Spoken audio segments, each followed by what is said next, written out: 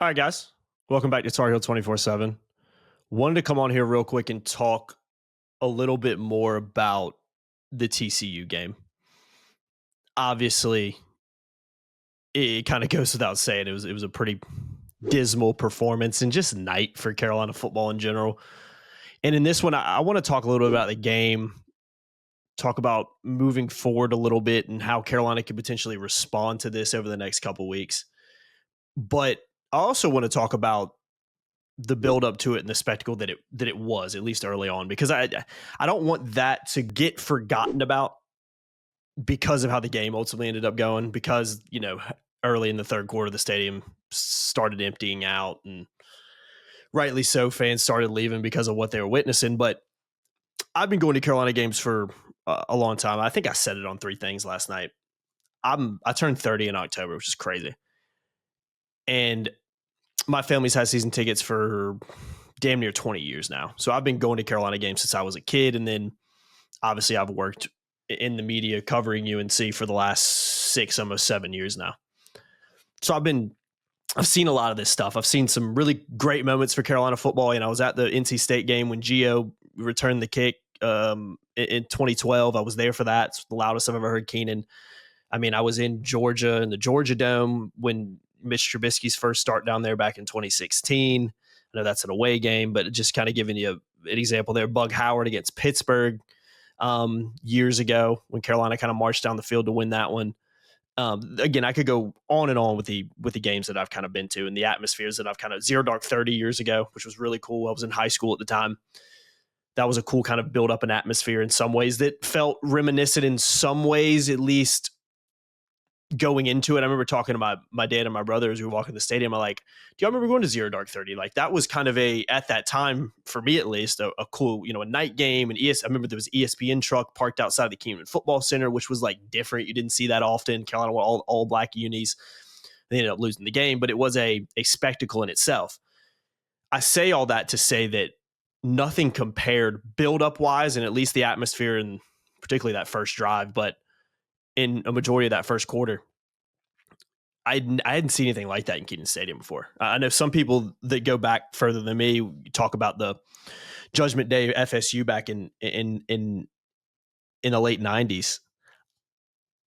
I wasn't at that game. I was 2 years old at the time, basically. So I don't really have any memory of that. I obviously wasn't there. I don't remember watching it. And I'd like to get people's take in the comments that were maybe at that game or remember that time period.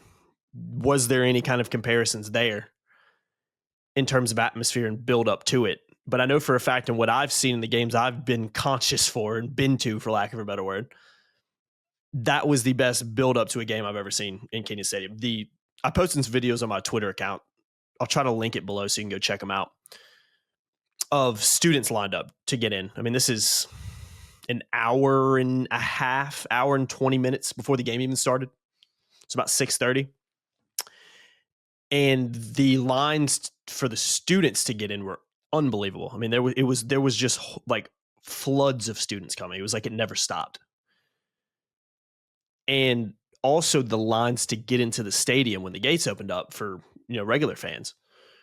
I haven't seen them that backed up, maybe ever, if not ever, in a very, very long time.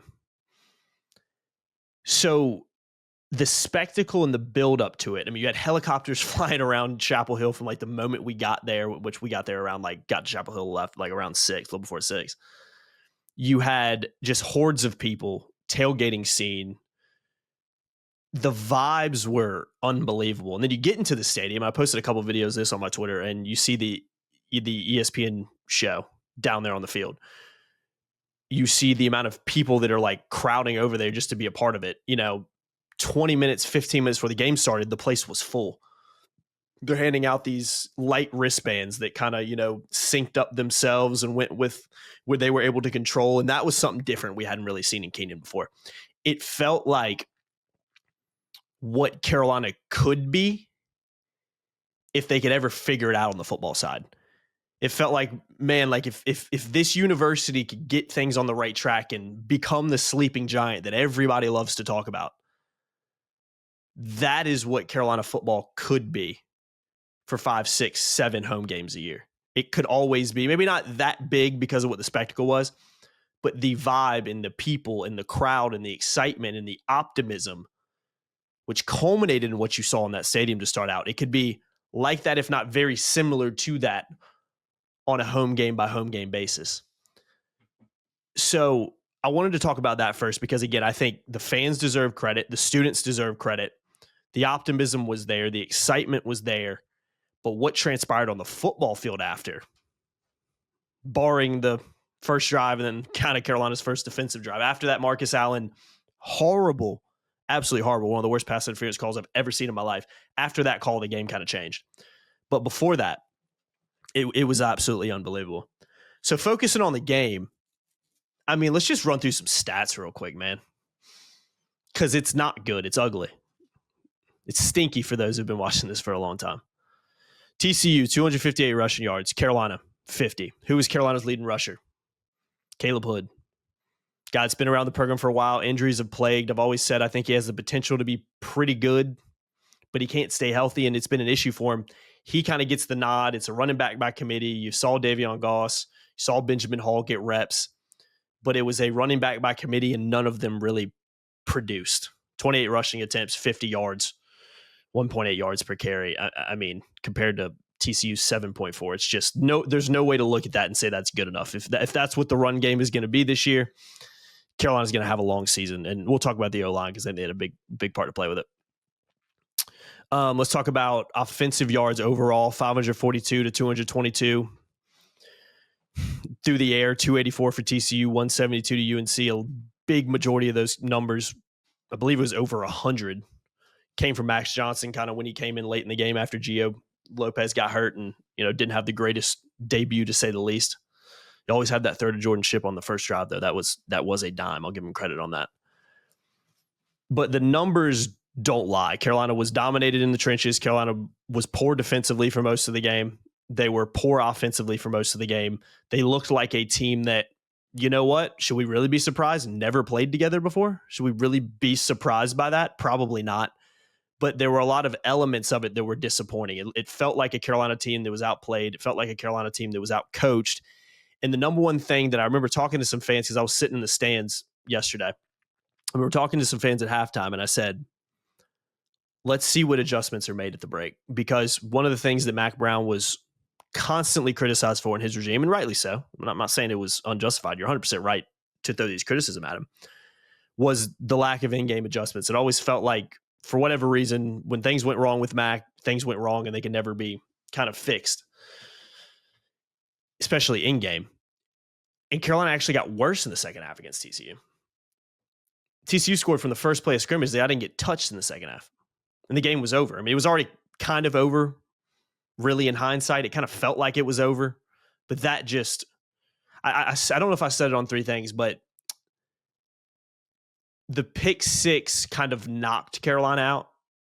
They were unconscious at that point. It kind of felt like, ooh, yeah, this one's over. Especially from what we were seeing from the defense and the offense. You're like, Carolina's not going to be able to score enough points to catch up, and they're definitely not going to stop them defensively either. I mean, TCU's going to score more points today. But that was the knockout blow. But the run to start the second half they were dead. It was over after that. It was officially over. The stadium started emptying out. It turned into like a spring game vibe, by the start of the fourth quarter, because there was just nobody in the stadium anymore besides TCU fans, really. We stayed up until 3 minutes before the game ended, I think, which is a rarity for us. We usually stay the whole thing, but we were like, man, we got to get home. It's getting late and ain't much to see here anymore. So yeah, it was a very disappointing game. And I talked about going into it. My two biggest concerns with this team were on both lines of scrimmage. And I think what we saw on Monday night solidified that for me. The defensive line was just not very good. I remember it was weird. We were watching them in warmups. And I remember looking at the two starting D tackles, one of which is a guy, Leroy Jackson, who, again, was here last year and didn't play a lot. And size-wise, I was kind of like, man, those D tackles they're kind of small. Like, I mean, obviously not small compared to me, but it's not the biggest, especially those tackles, front two right there, that I would have thought Carolina might roll out with. I thought the DNs looked the part. Smith Vilbert, I thought looked the part. Melcart, I think looked the part, at least all airport team kind of vibes. This is, again, before the game started. But I remember kind of circling that in my mind of these D tackles look a little bit undersized. And again, there's not a lot of experience there between the two. That to me was concerning. And that's what happened during the game. I mean, Carolina, no sacks, which was has been a theme for this defense feels like forever. It feels like Carolina has multiple games a year where they just don't even get close to getting a sack on the quarterback. That didn't change last night. Just one tackle for loss. Carolina forced just 2 3-and-outs. They didn't stop TCU on the ground. Again, 258 rushing yards. They didn't stop him through the air, which means Josh Hoover had some time in the pocket, and he absolutely did. 284 yards through the air. This was a defensive line that looked even more concerning than I thought they might. Now, again, we'll talk about this to wrap this up in a second. It's only game one. Improvements will be made. This team should get better. First time a lot of these guys are playing together. So let's not sell them yet. Let's not sell that stock yet, for lack of a better term. But they were a massive concern for me going into the season, and it solidified it last night. I'm even more concerned about what they might end up being because, as we've said, if you don't have a defensive line, or at least one that's very productive, probably not going to be very good on defense, are you? Especially when you play a halfway decent quarterback, and much less a guy like Josh Hoover, I think is one of the best returning quarterbacks in the country. Flip over to the O-line. A lot of kind of murmurs about who's going to start. We saw both Christo Kelly and Chad Lindbergh play center. Chad Lindbergh had some bad hikes, which we kind of heard about a little bit, especially in the shotgun throughout fall camp, that may be a little bit of a concern. He's 6'6", not really ideal to have that, in my opinion, at least. Some people might disagree. That's fine. Not really the most ideal scenario to have a 6'6" center in front of you when you're barely a 6'1" quarterback, 6-foot quarterback. It's not ideal for me. I don't love that. And then Christo Kelly, I mean, he got the start, but he didn't necessarily fit with a ton of confidence either. We knew Austin Blasky was a big miss, and that's why I said when he got hurt that I became even more concerned about what this offensive line might be, because I knew, obviously, the importance of having a center is vital. You have to have that chemistry, and especially behind a new guy or in front of a new guy like Gio Lopez, who was getting his first start, taking that step up. You want some familiarity there. You don't really want to have to be switching back and forth between two different centers, which Carolina did. It's just not ideal in that situation, in my opinion. So Blasky's a big miss. So when we learned that in fall camp, and then the Kelly news, where we knew he was kind of banged up, we didn't really know how much he was going to play or how healthy he really was going into TCU. You're kind of like, okay, you're in a bad spot at center, and you've got, not to mention, 4 new guys across the line that have never played together. And I know Carolina, we saw William Boone play a lot. I think he got switched in or got subbed out. I can't think he got subbed in, actually, on the first or second play of the game.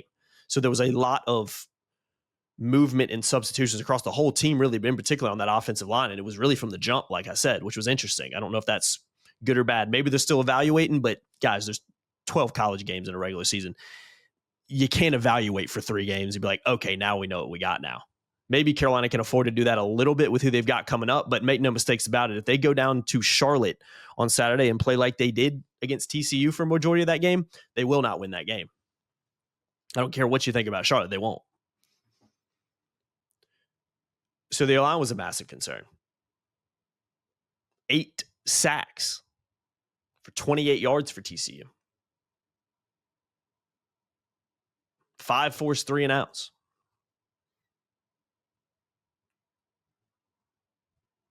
Not to mention the pick 6, which again knocked Carolina out. Not to mention the Gio Lopez fumble where he got injured. The icing kind of on the cake of what was a bad night.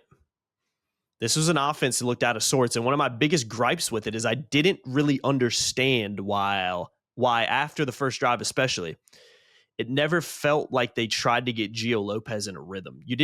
Every time Gio Lopez threw the ball, and this changed immediately when Max Johnson came in, was vertical kind of long balls. And Carolina didn't complete a pass for over 2 hours. But again, I didn't think they were putting him in those situations to do that. The pressure on him from the lack of, from the poor showing from the offensive line didn't help. The lack of being able to establish any type of run game didn't help. but I couldn't figure out why, especially when Carolina had those back-to-back 3-and-outs, why they didn't try to at least go out there and get Gio in some kind of rhythm. Give him some short passes, even if it's just a screen pass. Give him a short slant, 5-yard slant across the middle. Give him something where he can at least attempt to get in some kind of passing rhythm. Because, guys, I hate to break it to you, but you're not going to beat TCU if you can't throw the ball. Especially when you only rush for, how many yards was it again? 50 rushing yards to begin with? They needed to get something going through the air. Then Max Johnson comes in. And I think the first 2 passes he completed were essentially like screen passes. I know one was dropped by Benjamin Hall because they originally called it a fumble, and it wasn't. It was clearly a forward pass from the moon, but somehow they couldn't see it. So I found that part of the play calling interesting. It felt like, and I'm not trying to criticize the staff. I'm not trying to lay into them and let me rephrase that. I am criticizing the staff, but I'm not trying to lay into them and pile it on. I'm just telling it how it is and what I saw. I didn't understand the determination to run the ball up the middle. It felt like it was kind of like, hey, we're either going to run the ball up the gut, and if that doesn't work, which it wasn't, we're going to try some deep passes, which take time to develop, which means your offensive line better be protecting your quarterback. And guess what? You can sell out on the pass from a defensive perspective, when the offense isn't running the ball well. So all these things culminated in what was a absolutely atrocious performance for North Carolina, again, on both sides of the ball. In this new era, this Bill Belichick era, all eyes on Chapel Hill. College football countdowns there. Randy Moss is there. Michael Jordan, LT, Julius Peppers. The list goes on, and Marcus Page was there, supposedly. Roy Williams, Hubert Davis, whole basketball team. I know that's that's not anything new. But what I'm trying to say is it was an event. It was a spectacle, national television. All eyes were on North Carolina football. And what happened? Empty stadium by the end of the third quarter, basically. That's not a good look, man. I don't care who you are. I don't care how many Super Bowls you've won. I don't care what you've done in your past and if you're the greatest football coach of all time. None of that matters. I've said it since day one. If Bill Belichick comes in and wins games, he'll be a fantastic hire for North Carolina. If he comes in and he doesn't win games, he'll be a really bad hire for the Tar Heels. My tone has not changed on that since the first day he was hired. I know that is a captain obvious statement. I get that. But that's how we have to remember this. A lot of people get excited when the new shiny toy kind of comes in, players and coaches. But at the end of the day, it doesn't matter what the resume is. They don't win football games. They're not going to be remembered fondly. And it was a very, very, very bad start for North Carolina against TCU on Monday night. I could sit here for another 20 and talk about it. I don't want to make this too long. So let me wrap it up with this. Should Carolina fans panic yet? No.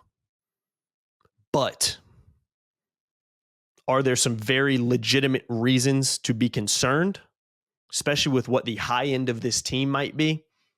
Yes. So don't hit the panic button yet. It's only game one. It was against a good TCU team who was really, when you think about it, not only the better football team, but came into that game playing with house money. All eyes were on North Carolina. All the pressure in a lot of ways was on North Carolina to perform. Not necessarily to win, but to perform, to put on a good performance in game one of Bill Belichick, to show that all that money that was spent is going to lead to something. And what it culminates in is Bill Belichick's worst ever loss as a head coach and the most points Carolina's given up. I believe it was at home in a season opener. Maybe it's in a season opener. Correct me in the comments on that. I can't remember which one. I apologize. I know it's one of those. I retweeted the tweet and I can't remember it. So let's see what happens against Charlotte and Richmond. Let's see where the quarterback situation plays out. Does Max Johnson get the nod? Does Gio get the nod? We'll see. Let's see if the O-line and DL production can improve a little bit, gain a little confidence before going down to UCF, which looks like an even more daunting game now. I know UCF hadn't started the season great, but still. And before they get to Clemson, which after we saw TCU was going to be an absolute bloodbath. But let's let things develop. Let's not jump the gun yet. Let's not sell all our stock in the North Carolina football program under Bill Belichick quite yet. But there's no doubt that what we saw on Monday night, and I take no pleasure in saying this, said this on Three Things too, was unfortunately the most Carolina football thing that could possibly happen to Carolina football. And for people who've been watching this program for a long time, you know exactly what I'm talking about. I've been Jacob Turner. I appreciate y'all hopping on this a little bit longer, but there were so many things I wanted to go through that I didn't get out in 3 things last night because of us just waffling on for 45 minutes and some of the audio things we were having with some of the feedback I was getting. It was just not really plausible for me to give half of my opinions that I wanted to on it. It would have been an hour and a half podcast. I know AJ feels the same. I think he's planning on recording some kind of solo drop as well, but I just want to come on here, give my 2 cents, maybe walk some people off the ledge. Not entirely, because again, what we saw on Monday night was atrocious, and there are a lot of reasons to be concerned based on that performance. But let's let this thing play out first before we jump to any major conclusions. Make sure you like the video, get involved in the comments. Let me know if you agree with me. If you don't, that's totally fine too. Just want to get a little bit of discourse going about this game and talk to me about the spectacle. If you were there, let me know what it was like. If you're watching on TV, let me know what it was like to see it on TV. Have you, again, if you were in Keenan, have you ever seen a game in Keenan like that? Because I know for me, it was a completely kind of new and unique experience, and one that I hopefully we see again at some point. But it's going to be hard to I think kind of top that when you think about everything kind of surrounding it. It's just unfortunate the final result was what it was. So get involved in the comments. Make sure you like, make sure you share, hit that subscribe button too, and head on over to TarHeels247.com. Get signed up for a VIP subscription. We've been running some promos. Don't have them going anymore, but you can still take advantage of a really good deal because you get free Paramount Plus and Showtime when you sign up. That's $11.99 a month, I think. And that also, so it's all wrapped in there. It's a really good deal. So head on over there. Links in the description below. And we'll see y'all next time. Thanks.